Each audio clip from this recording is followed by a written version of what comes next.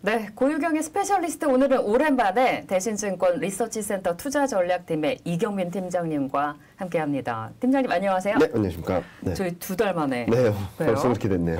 근데 2달 만에 뵀더니 머리가 또 흰머리가 늘어나셨어요. 무슨 일이 있었죠? 시장 때문인가요? 뭐 시장도 그렇고 여러 가지 변수들이 계속적으로 예상치 못했던 변수들이 들어오고 이게 해소되기보다는 계속 끌고 가고 있잖아요. 그쵸, 그래서 제가 그렇고. 원래 생각했었던 저점보다는 계속적으로 지연되면서 계속 편하게 가는 흐름보다는 계속 뭔가를 계속 업데이트하고 연간 전망에 있어서 이 뷰를 계속적으로 점검해야 되는 상황이 벌어지다 보니까 네. 좀 많이 일이 많았던 것 같습니다. 네. 그러게요. 바쁘셔서 저희가 이제 2달 만에 모시게 됐습니다. 이제 5월 FOMC 이때를 다들 주목을 했었는데 네. 이후에 시장의 변동성이 또 어마어마하게 컸거든요. 네. FOMC 회의와 또 시장 반응까지 총평 한번 들어볼게요. 일단 FOMC 회의 반응을 보면은 시장이 연준을 믿지 못한다 라는 생각을 하는 것 같아요. 파월 연준 의장이 75p 금리 인상 가능성은 낮다라고 얘기를 했음에도 불구하고 시장은 아닐걸 하면서 계속적으로 걱정을 하고 있는 상황인데요. 일단은 그럼에도 불구하고 저는 75p 금리 인상 가능성에 대해서는 좀 시장이 과도하게 우려하고 있다라고 생각을 하고 있습니다. 네. 일단 그림을 한번 보여드리면은 이 그림이 뭐냐면은 위의 그림은 페드워치라는 데에서 발표하는 매일매일 일간으로 발표하는 확률이에요. 네. 그래서 6월 FOMC 때 50bp 금리 인상 확률은 여기 한 20% 전후, 75bp 금리 인상 확률은 FOMC가 끝났음에도 불구하고 여전히 80%대 머물러 있습니다. 그리고 7월 달에도 50bp 금리 인상 확률은 여전히 80%대, 그리고 다행스럽게도 5월 FOMC 이후 7월 달에도 75p 할 거야 라는 확률은 제로로 됐고 이제 25p 확률이 좀 올라왔어요. 그러니까 네. 75bp 금리 인상에 대한 걱정은 하고 있는데 이전보다 더 강해지진 않았다. 좀 톤 다운 되긴 했다라는 말씀을 드릴 수 있을 것 같고요. 다만 문제가 될 수 있는 부분은 연내 올해 연말까지 3% 이상 금리 인상 갈 수 있다라는 전망이 여전히 80%를 넘고 있습니다. 네. 그래도 여기서도 조금의 균열이 조짐이 있는 것은 그래도 3%가 안 될 수 있어라는 확률이 FOMC 전까지만 하더라도 2.1%였는데 9.3%까지 좀 올라오면서 균열의 조짐이 가해졌다라고 생각을 하고 있는데요. 자, 그러면은 지금 시장이 걱정하는 부분들이 합리적인가, 리즈너블한가를 봐야 되겠죠. 네. 자, 여기 그림을 한번 보여드리면 이게 뭐냐면은 4월 18일 블러드 연은 총재가 75bp 금리 인상을 해야 된다. 연내 올해 말까지 금리 인상을 3.5%까지 가야 된다. 라는 얘기를 한 다음에 네. 시장이 여기에 대해서 굉장히 과민하게 반응을 네. 했거든요. 그런데 그 다음에 발언을 한 연준 위원들을 보면 어느 누구도 75bp 금리 인상 발언을 하지 않습니다. 그리고 연내 금리 인상 확률은 2.5% 정도. 그러니까 중립금리 수준을 얘기를 하고 있지 블러드 연 총재 혼자만 75bp 그리고 3% 이상 금리 인상을 얘기를 하고 있는 상황이죠.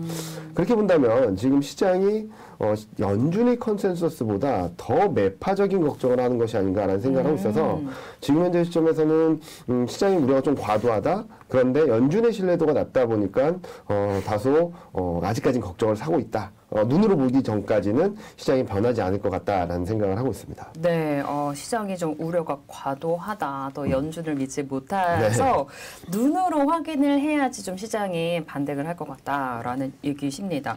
그 FOMC 회의 어쨌든 뭐 잘 끝났고 어찌됐건 이제 우리의 눈은 5월 11일 수요일이죠. 우리 시간으로 이제 오늘 저녁이 됩니다. 녹화일 기준으로 지금 5월 11일에 녹화가 진행이 되고 있으니까 4월 CPI 소비자 물가 지수가 굉장히 또 중요해졌어요. 예상치가 한 8% 정도 나오고 있는데 주목해야 될 세부 사항 어떤 게 있을까요? 일단은 저는 전년 대비 물가 레벨은 떨어지고 전월 대비 물가 레벨도 크게 떨어질 수 있다고 생각을 하거든요. 그렇게 볼 수 있는 이유 중에 하나는 중고차하고 유가가 확실하게 꺾이는 모습들을 보여줄 수 있다라고 생각을 하고 있습니다.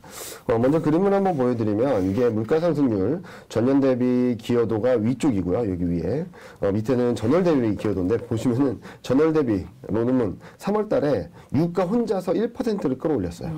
그렇기 때문에 유가 변수가 중요하다. 전월 대비 변화율로는 전년 대비 변화율로는 중고차 그리고 유가 이 두 가지가 2.9%에 달하고 있고 주택 가격이 2.8%에 달하고 있어서 이 세 가지 항목만 잡히면 5.7%, 8.5% 중에 5.7%에 달하는 물가 레벨을 좀 좌지우지할 수 있다라고 볼 수 있겠죠. 네. 자, 그러면 하나씩 보면은 먼저 중고차 가격을 보면 완전히 꺾였습니다. 중고차 가격 완전히 꺾였기 때문에 전월 대비 변화율은 이번 달에도 4월 달에도 마이너스를 갈 수 있고 그리고 전년 대비 변화율은 약 3개월 정도 시차가 있어서 지금 4월 달 데이터까지 보면은 10% 초반까지 떨어졌습니다.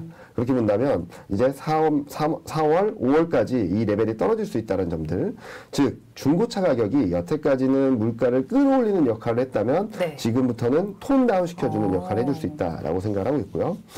또 하나는 유가인데요. 유가 4월 유가는 평균이 102달러로 나왔습니다. 네. 그렇게 본다면 전월 대비 변화율은 마이너스 5.6%. 아까 보여드렸죠. 전월 대비 변화율을 1% 끌어올렸던 게 제로로 가거나 아니면 마이너스 영향을 줄 수 있기 때문에 좀 긍정적인 변화다라고 볼 수 있겠고요. 더 주목해서 봐야 될 부분은 전년 대비 변화율입니다. 전년 대비 변화율은 3월 달에 이렇게 살짝 올라왔지 않습니까? 이때가 전년 대비 변화율 유가 상승률이 70%대까지 다시 올라갔던 상황이었는데 102달러를 기준으로 봤을 때는 4월 달에는 50%대로 톤 다운되고요. 네. 그리고 이게 쭉 떨어져서 유가가 100달러 수준만 유지한다 하더라도 하반기에는 20%대 그리고 내년 1분기에는 마이너스로 갑니다. 네. 이렇게 본다면 중고차 가격은 이미 꺾였고 유가도 점진적으로 물가 상승 압력을 높이기보다는 톤 다운 시켜주는 영향을 줄 수 있다고 보고 있어서 물가는 이제 진정 국면으로 뭐 진정으로 말할 수 있을지 모르겠지만 네. 8%대에서 7%대, 6%대로 가는 그림으로 생각을 할 수 있겠죠. 네. 그리고 여기서 또 중요한 것은 주택 가격입니다. 여기 한번 그림을 한번 보시면 뭐 거의 수직 상승을 하는 모습을 보여주고 있어서 많은 분들의 걱정을 자극하는 변수다라고 생각을 하는데 일단은 이 저점이 2021년 2월 달에 나왔기 때문에 기저효과 뚝 떨어지는 그림이 반대급부가 들어오는 효과는 이제부터는 끝났다라고 볼 수 있을 것 같고요. 네. 그리고 CPI에 반영되는 주택가격 지표보다 약 1년 정도 시차를 두고 먼저 움직이는 기존 주택가격 변화율, 신규 주택가격 변화율, 그리고 주택시장 지수가 작년 2분기에 정점을 찍고 꺾였다라는 그림들을 본다면 뭐 4월 달에 꺾인다, 5월 달에 꺾인다 딱 시점을 정확히 말씀드리기는 어렵겠지만 2분기 중에는 아마 정점을 통과하고 좀 둔화되는 그림들을 보여줄 수 있겠다라는 말씀을 드릴 수 있을 것 같아요. 네. 그렇게 본다면 물가가 더 높아지기보다는 좀 톤 다운되는 그림을 보여줄 수 있을 거라고 보고 있고 그리고 또 하나는 지금 연준이 네. 금리를 25bp 기준으로 3번 올렸지 않습니까? 근데 모기지 금리가 이미 5%를 넘었습니다. 2010년 이후 최고치를 넘어섰거든요.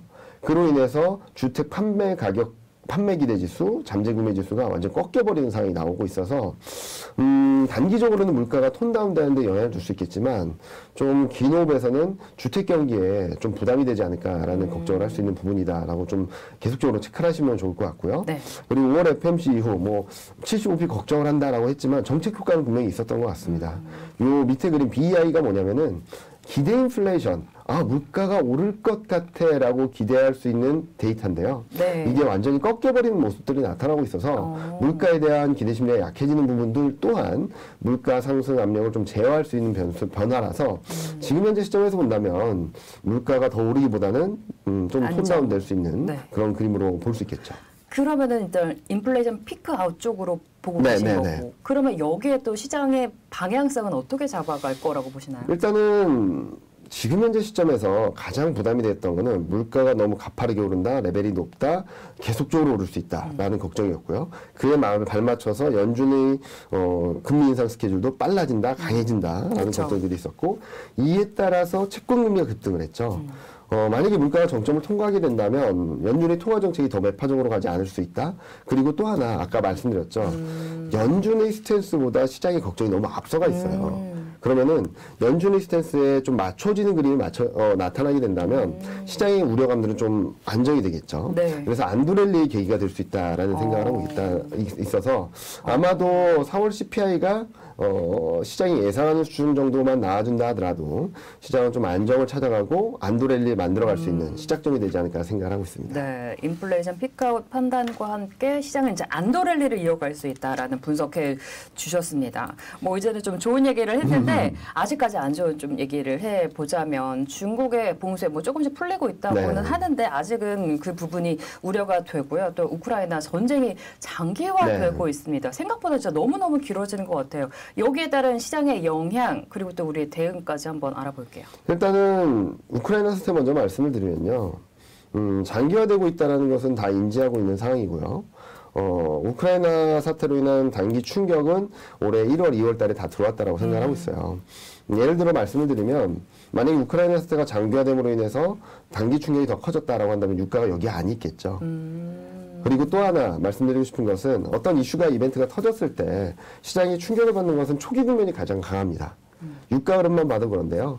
1월 달에는 유가가 130달러까지 갔었죠. 그러다가 소강 상태를 보이다가 120달러, 110달러, 그러다가 이번엔 110달러 넘어서지 못하고 또 다시 꺾이면서 100달러 밑으로 가고 있는데 이런 그림을 본다면은 우크라이나 사태가 장기화된다 하더라도 뭐 리스크로서의 변수는 남아있지만 시장에 직접적인 미치는 영향력은 점차 약해지고 있다라고 보는 게 맞을 것 같고요. 지금 걱정스러운 부분은 중국 변수예요. 네. 그림을 한번 보여드리면 네. 확진자 수가 줄어들고 있는 건 맞습니다. 요 위에 그림을 보시면은 상하이 쪽은 확실하게 2만 명을 넘어섰던 그림에서 지금 5천 명대 밑으로 내려가고 있는 그림이고 네.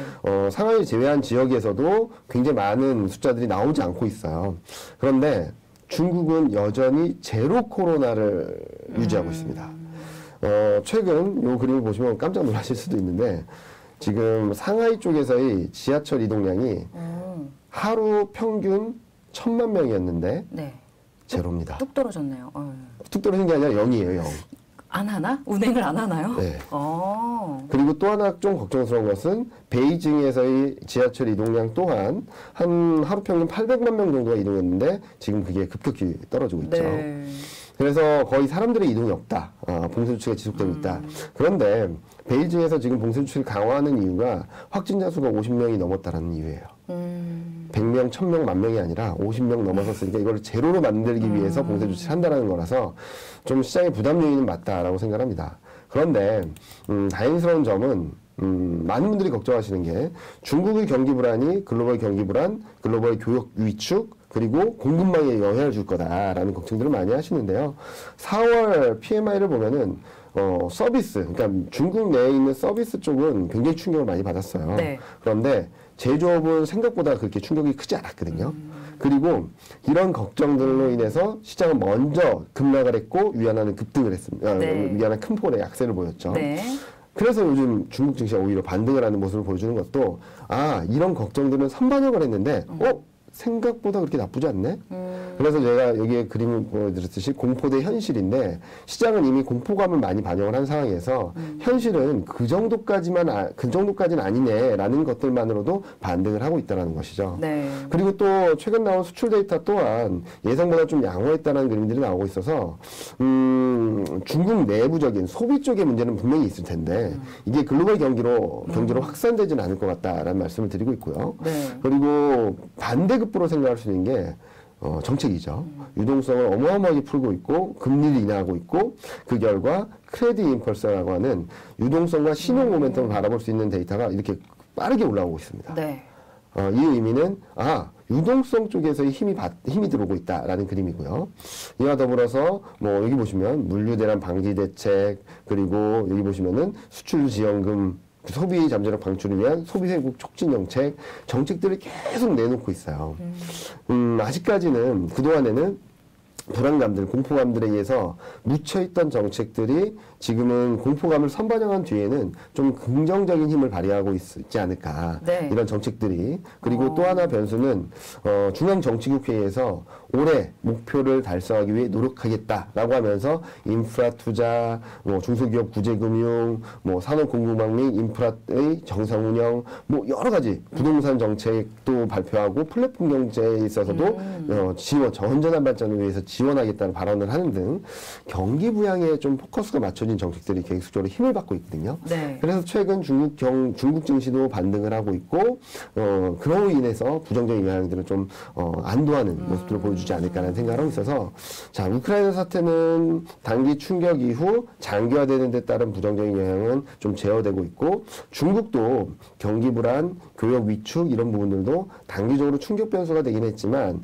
그 충격 변수를 선반영했다는 측면에서 시장은 좀 안정을 찾아가고 있는 그림이 아닌가라는 생각을 하고 있습니다. 그래서 이런 전반적인 흐름들을 감안해서 본다면 더 이상 악재로서의 영향력은 더 좀 점차 약해지고 네.